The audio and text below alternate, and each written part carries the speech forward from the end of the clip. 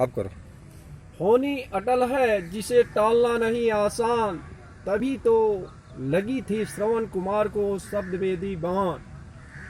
Amritsar train हादसे में कितनी सांसें थम गई लोगों की जान, वरना उनमें से किसी का तो ट्रेन पर जाता ध्यान। दशहरा के शुभ अवसर पर लोगों के चेहरे पे था मुस्कान, पल भर में उड़ गए प्राण पखेरु, जगह हो गया वीरान।